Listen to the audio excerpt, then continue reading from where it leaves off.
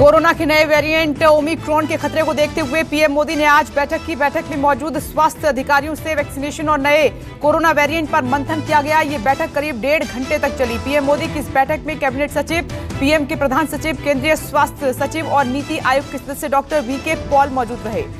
बैठक में पीएम मोदी ने अधिकारियों को निर्देश दिया कि वैक्सीन की दूसरी खुराक लोग जरूर लगवाएं। पीएम मोदी ने दवाइयों के स्टॉक और चिकित्सा बुनियादी सुविधाओं को बढ़ाने के निर्देश दिए हैं और इसके अलावा ऑक्सीजन और वेंटिलेटर को लेकर राज्यों के साथ कोऑर्डिनेशन के लिए कहा है।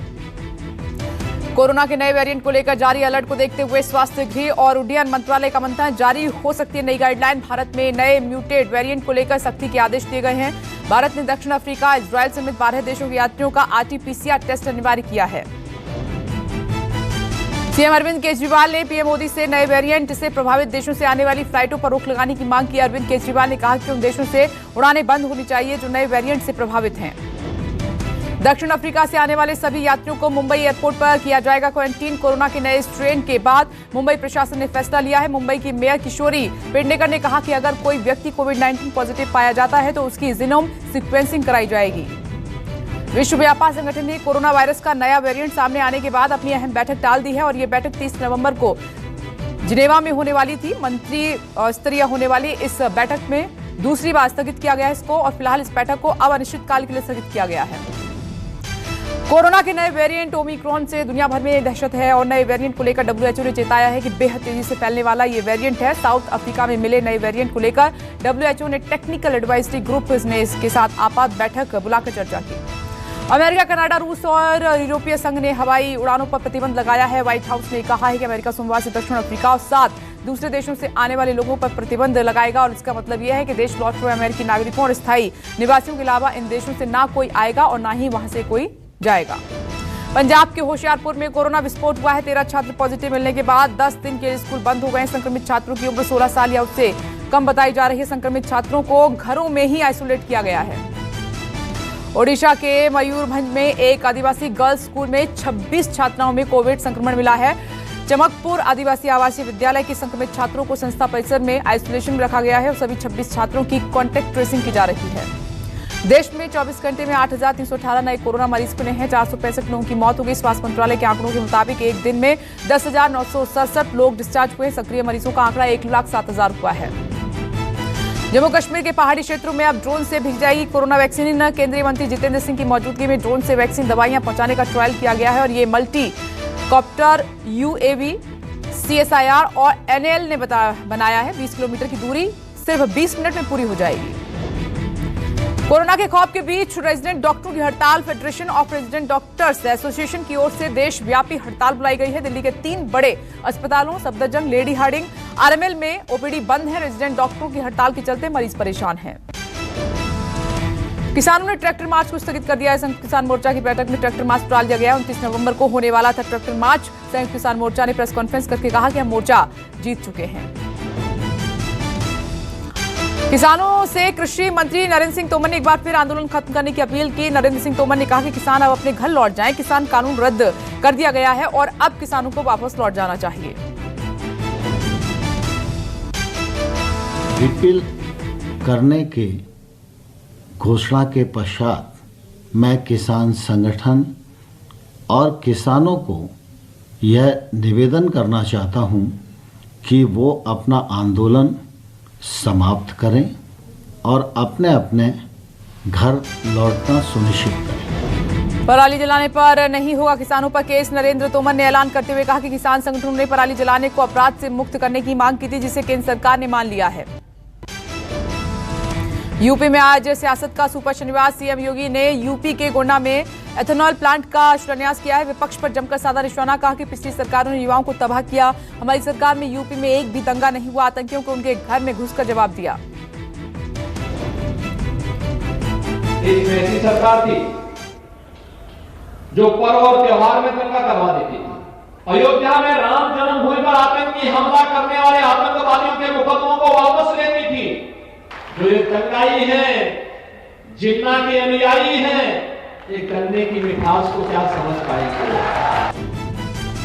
सीएम योगी ने एसपी सुप्रीमो अखिलेश यादव पर तंज कसते हुए कहा कि जिन्ना के अनुयायी गन्ने की मिठास नहीं समझेंगे। पहले बुआ और बबुआ विकास का काम नहीं करवाते थे। पहले भी गरीबों को बिजली, शौचालय और घर दिए जा सकते थे, लेकिन ऐसा नहीं किया गया।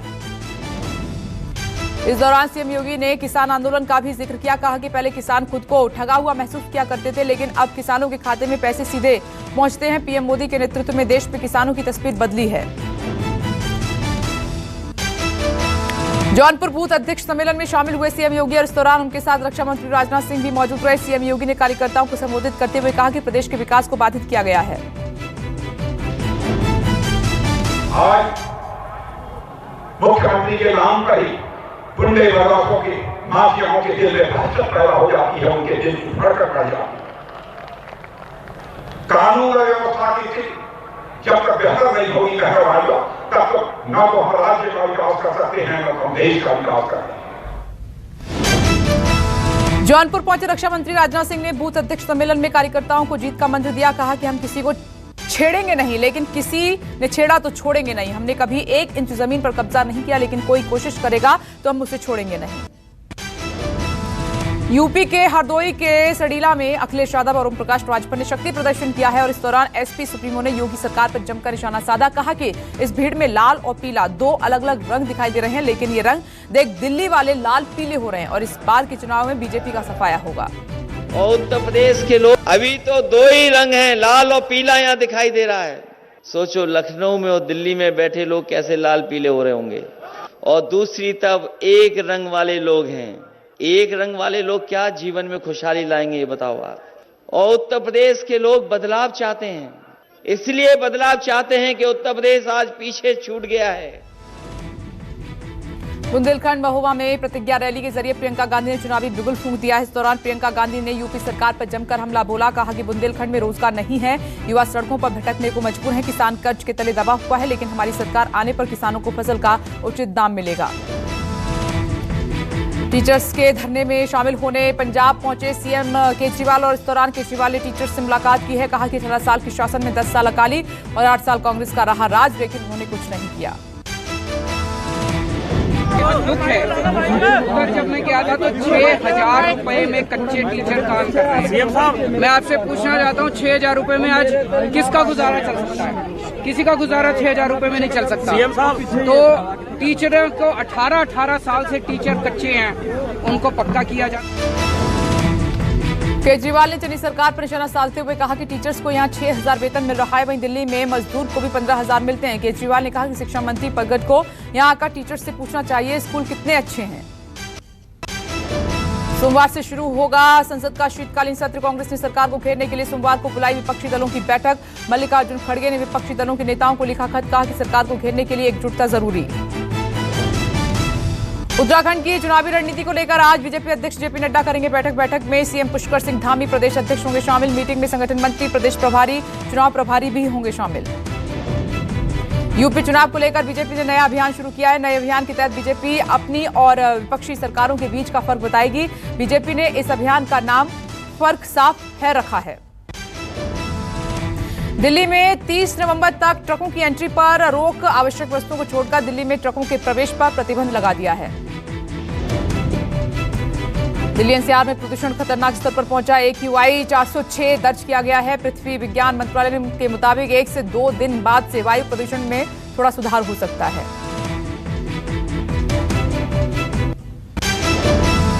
पुणे हाईवे पर बेकाबू वाहन ने संत ज्ञानेश्वर महाराज समाधि उत्सव से आ रहे 50 श्रद्धालुओं को कुचला है। 6 महिलाओं की मौत हो गई है, कई इसमें घायल हैं। हादसे की जांच जारी है।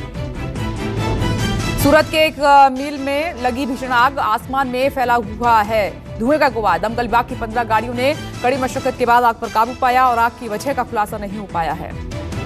गाजियाबाद के नंदीग्राम के केमिकल गोदाम में आग लगने से अफरा तफरी मची। आग की लपटें दूर दूर तक देखी गईं। केमिकल की वजह से आग तेजी से फैली, गोदाम जलकर खाक हुआ। बिहार के रोहतास में मासूम बच्चे ने दारूबाज पिता की पोल खोल दी। कहा कि पापा रोज दारू पीते हैं, टीचर ने किताबों के लिए कहा है तो किताबें नहीं दिलाते हैं। कहा कि पापा नहीं खरीदते किताबें, वीडियो वायरल।